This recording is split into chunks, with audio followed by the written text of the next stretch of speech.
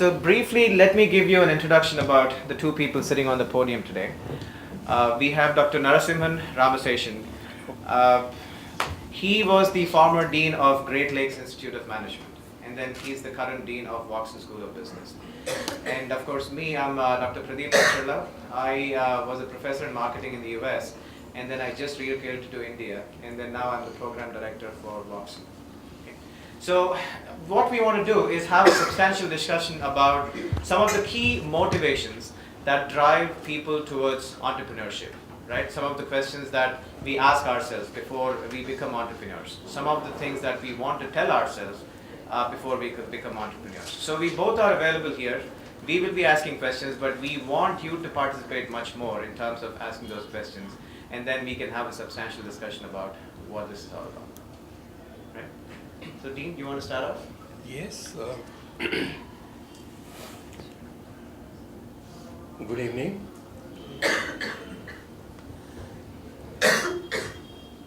I find a lot of expectations from all of you. Probably many of you have come here to listen to Rob Walcott. It's not completely lost. Okay. He's going to be here. And all of us have a chance to listen to him on Sunday. And I welcome you, take effort, just as you have done today, to come here and listen to him, and it's worth listening to him. He's from Kellogg School of Management, and he's also the executive director of Kellogg Innovation Network. It's a huge network in the US of innovation specialists and entrepreneurs. I have attended last year, this year, in May, about 250 to 300 very strong innovation scientists and entrepreneurs.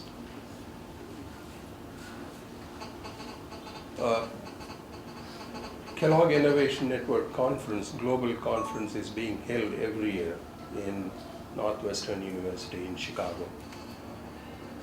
So you'll be listening to him talking about technopreneurship.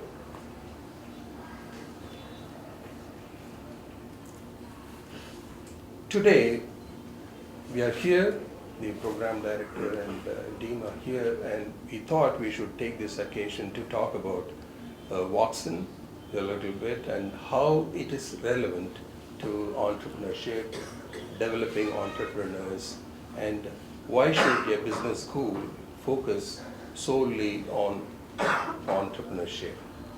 So it's going to be an more of interactive session. You can ask questions, and we will be also asking questions to you.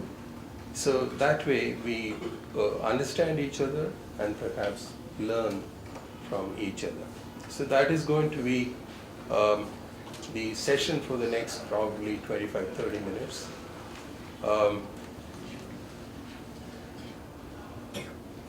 Let me ask this first question. How many of you have come here only to listen to Rob Walcott?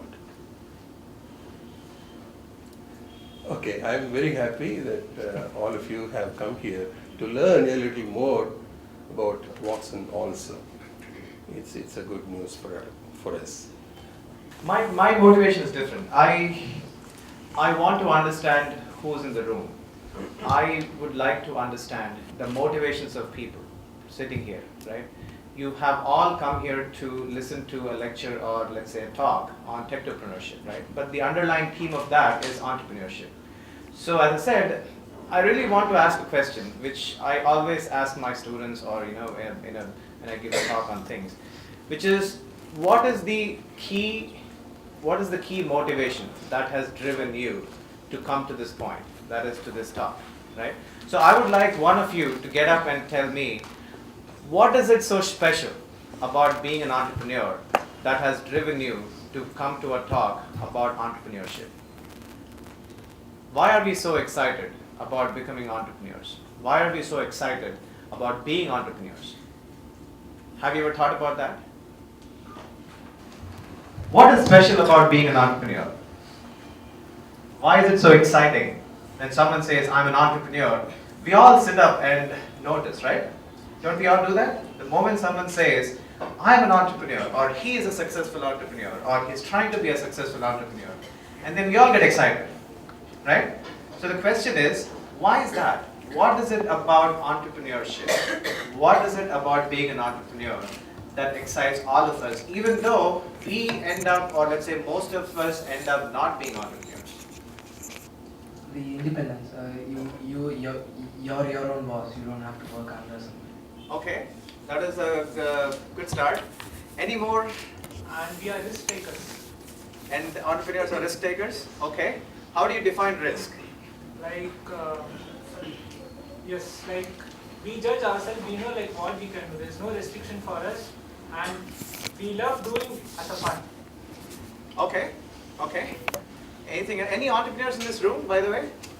You are? Wow, okay. So that's a good start. Fantastic. Okay, so can you tell me a little more in terms of what you mean? So when you take risk and you say it's fun as well. So how do they go together? Yes, basically when I think me as an employee, so I've been in some limited circle. Like, okay, if I'm gonna do this, will my TL or will my higher authority will respond or will he accept or not? But being an entrepreneur, I know this is gonna be a right way, so there is no one to restrict me. Okay. I can take my risk. Okay.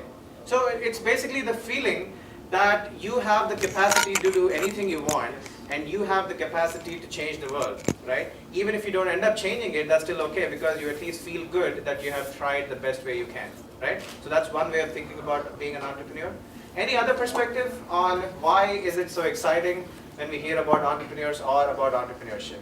You can change others' lives, like you can give job to others, and you can improve the lives of others.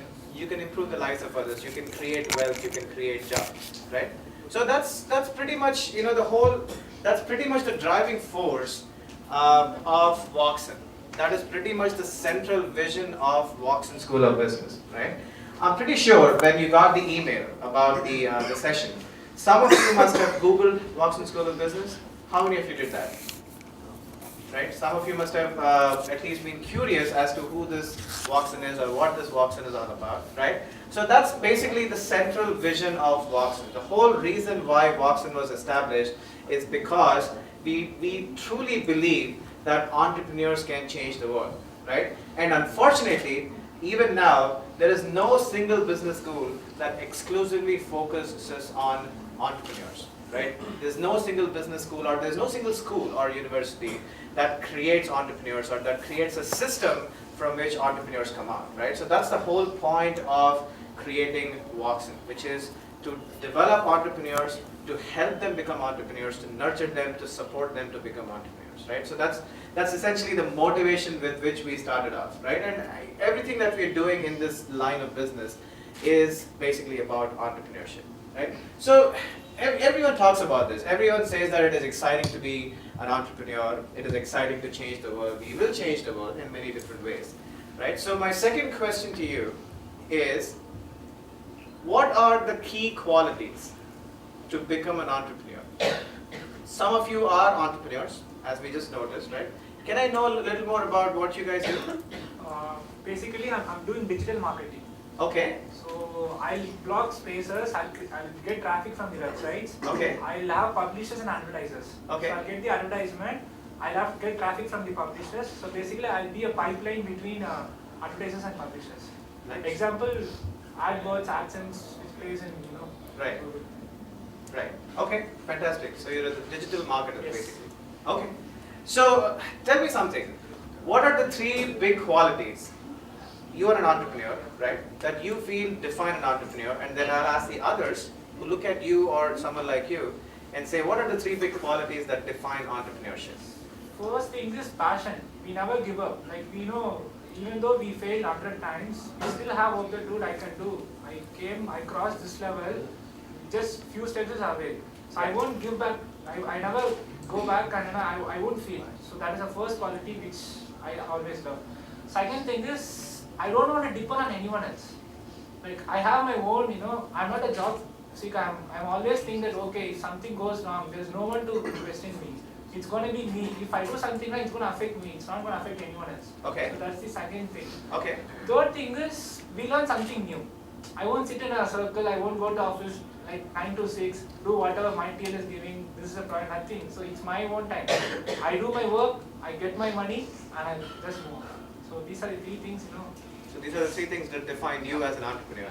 So let me flip the thing, right? And let me ask someone who is not an entrepreneur yet, but who's looking at entrepreneurs or who wants to become an entrepreneur. Would anyone care to tell me what you feel are the three key definitions or three key aspects that define an entrepreneur? It doesn't matter if it's a successful entrepreneur or a failed entrepreneur. It doesn't matter because so many failures come in the way, right? Can anyone venture? You need to be innovative. You need to be innovative, okay? You should be passionate enough about your ideas. Sorry, what is the second You one? should be passionate enough. Passionate enough about your own ideas, okay? And either you should be an early player in that, the one which you are going to do it, or you should bring something new to that. The way you do that, there should be something different from the existing one. Something different from the existing one. So three things are: you should be innovative, you should be passionate, right? And the third thing is you should be able to do something that is different from what is already existing, right? Any other perspective in terms of what it defines? Yes. First one is like we should be updated. Whatever the information we have to be updated. Okay. Second one is we have to be focused. The third one is we have to be hard work. We shouldn't be a lazy group. Like whenever the work comes, we have to do, whether it is a midnight or midday, whatever it is. Okay. Any lazy entrepreneurs here? Just for that. I'm just kidding. Yes. First thing would be a business model. So business model, like what people said, you need to be innovative, you need to be different, and you need to do a lot of study. Okay. So that everything comes out of framing a business model. So second thing would be the investment you do to create a business model. And third thing would be marketing and getting consumer for the business model you create. Okay, so basically create a business model, right? And then keep updating the knowledge in that area, obviously. And what is the third thing you said? Getting consumers. Getting consumers. Okay. Can you be a little more explicit in terms of what you mean by getting consumers? Of course, it's marketing. It's marketing. Okay. Dean, any perspectives? See, technically, Dean has been an entrepreneur multiple times. He has started business schools. He has grown them to, all of you know Great Lakes Institute of Management. So he has built it with his own hands. So he was an entrepreneur. Now he's building Watson from scratch. It's a mega school. It's a mega scale school. So what is your perspective based on your interactions with entrepreneurs? And you also deal with our founder, Mr. Veen Kula. So he's an entrepreneur himself. What do you think? I think one should be able to see opportunities. That is a freedom an entrepreneur has. Okay. If it is a job, you have to search for a job that is suitable to your skills, your background, your own liking and experience. But when it comes to being an entrepreneur, you are free, and a whole lot of opportunities open up for you. Don't you think that is an advantage? It is. So, you just have to look for opportunities that strike your dreams and match it, and you develop passion over time, and that's about it. Okay. So when you say you become independent, you become risk-taking, and you have a lot of aspirations to fulfill and things like that. What is more important is the ability to see opportunities in what you want to do. Any other perspective? Yes, sir. You get to learn everything that life throws in front of you. You get to learn everything from handling the corporation person, including the, the sweepers, and you know how to talk to the presidents of other companies, and you get to know the bureaucracy. Right. Everything that a human being ever has to learn, you will learn being an entrepreneur. By the way, I don't know how many of you know this man, a very interesting man. At what age did you do the world tour? When I was 27. When he was 27, he took his bicycle, he toured the world. Africa, So that US, was some Europe. kind of entrepreneurship because I did not have any money. I took my bicycle and went out. That's it. And it took about 2.5 years. I traveled in Africa, I traveled in Europe, North America, and Southeast Asia. So you get to learn a lot of unknown things, and you will become comfortable with unknown things. And probably any business model would also give you a lot of parameters in which you are uncertain of where it's heading to. Maybe the Sensex collapses, maybe the government has a different policy, maybe marketing is tough because of competition. But all these uncertain things you will be very comfortable with when you know what uncertainty is per se. So that is what you learn while facing situations which are new to you. Maybe you don't speak a language, you go to France, nobody speaks English, and you have to survive, you don't have a choice. So you get into water and learn swimming. That's the risk. So it is also challenging, and you would become stronger. Of course it is tough, but you would become stronger. So marketing, I did some kind of entrepreneurship myself. I took about 25 students from India to Canada for pilot training, commercial pilot license. But it was just a thought. Basically, I never used to check my emails. One day I was checking my email and suddenly the word pilot caught my attention. And usually I don't read news items. And I clicked on that and it said shortage of pilots in India. And India needs about 25,000 pilots in the next 10 years or so. Suddenly my mind started working and I put things together, and then there are about 18, 19 flight clubs in India, and most of them are shut down because of no chief flying instructors. So where would 10,000 people come from, 10,000 pilots come from? Then I put things together, and then I found out that a lot of people are going abroad to get their licenses. So I just thought maybe I can bring some people to Canada. I was in Canada at that time. So I did some browsing, and then I called a few people in India, and they said a lot of people are going outside. Then I contacted a local airport in Canada, and then I gave them a proposal. Okay, do you want students from India? Definitely they were interested in getting students, but they did not know who I was. And they thought that I was trying to get a plane ticket from Canada to go back to India. They mentioned this to me. Then I said, okay, look at it this way. If you are losing only $2,500. But suppose I am true, you are losing $2 million. And then they came back to me after 2 months or so, and then I started my own venture, and I took about 25 students. 6 of them are flying in Jet Airways, and 1 is in Indigo, in terms of recession. Very interesting. So this is a very interesting segue in terms of one of the topics that's one of my personal favorites, right?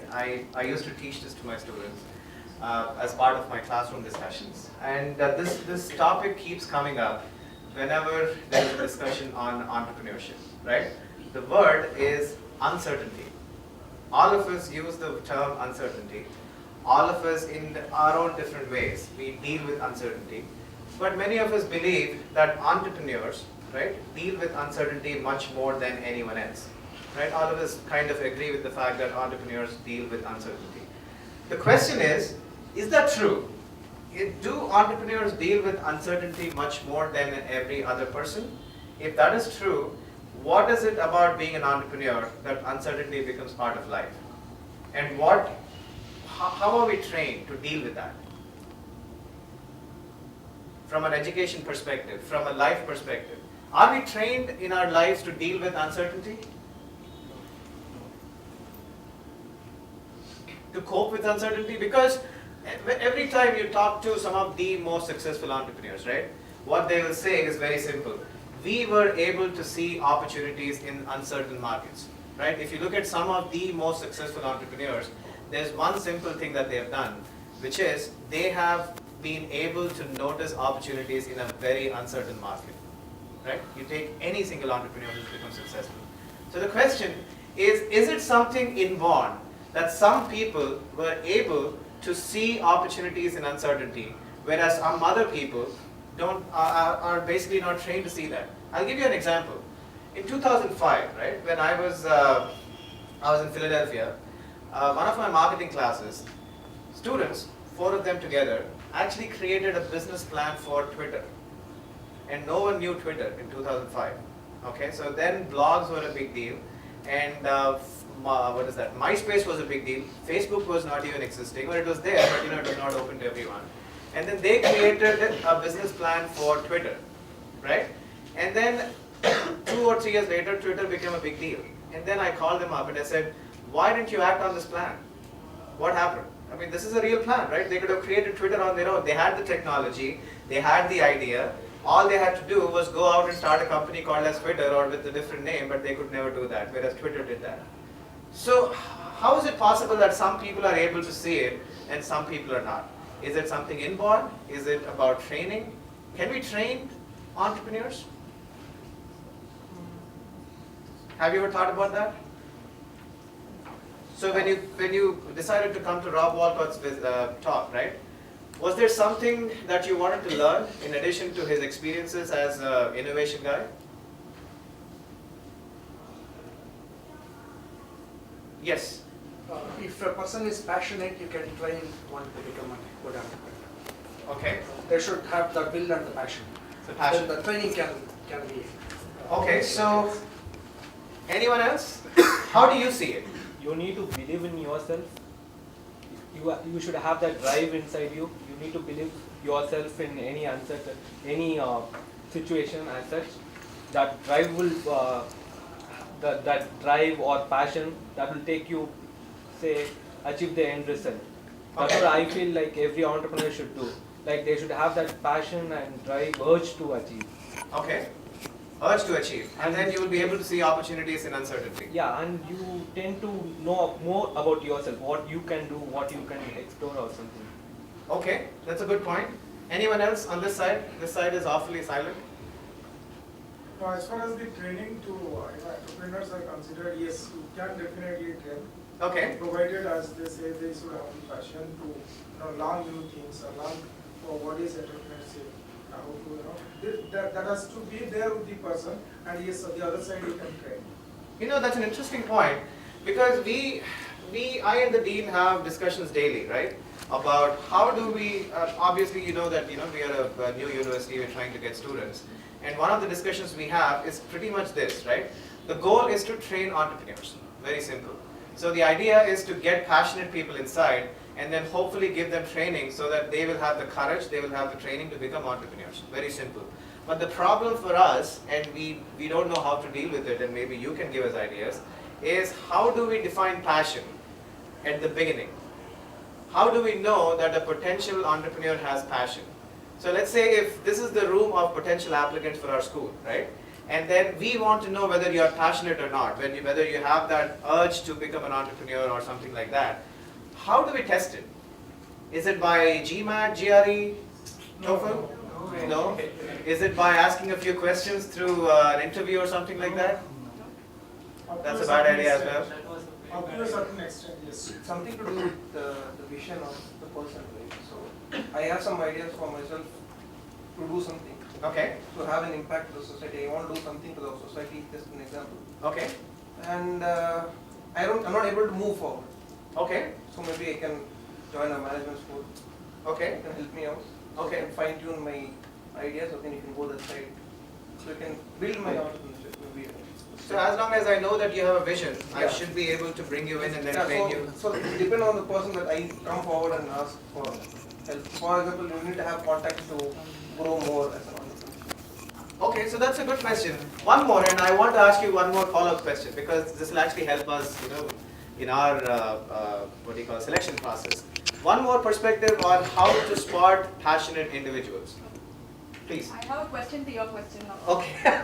So, are you looking at enrolling smart, passionate people, or are you willing to, you have a room of potential applicants? Right. All of us have come in because there's something which has attracted us towards coming here. True. So, are you looking at enrolling some of us as entrepreneurs, as potential entrepreneurs, or are you willing to give us that little time which will also help you evaluate? In the sense, let's say we are all here as interns or trainees or something. Okay. Some of us may have ideas and want to become entrepreneurs. Some of us want to become entrepreneurs but don't have ideas. Okay. So Sure. so you have a two-way situation here. So you take the 6 months. Of course, I don't know what you'll do in that 6 months or 3 months. Right. That will help you evaluate the person better. Okay. Let's say you put 4 challenges, see how they go about solving them. It could be a real-time, small-time problem that they go about solving, or so. Sure. So 2 scenarios. One is you have ideas, but then you don't have the wherewithal or the resources to become an entrepreneur. The other one is you have the resources, you have everything else, but then you don't have good ideas or something like that, right? So how do we do about it? I can have a lot of fun by asking a follow-up question, but I'm not going to do that because that will bore the other people. See, that's a question we ask ourselves. We are also still evolving in terms of defining passion, trying to understand who a passionate individual is.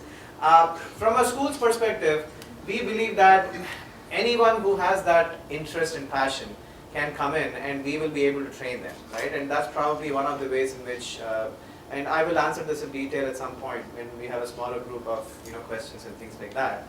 But the idea is, we don't want to go in the way of a big business school where you take the best of the best, and even if you don't do anything, they'll still be better because they are still the best of the best. That's not the point that we are trying to make. The point is, can we spot passion?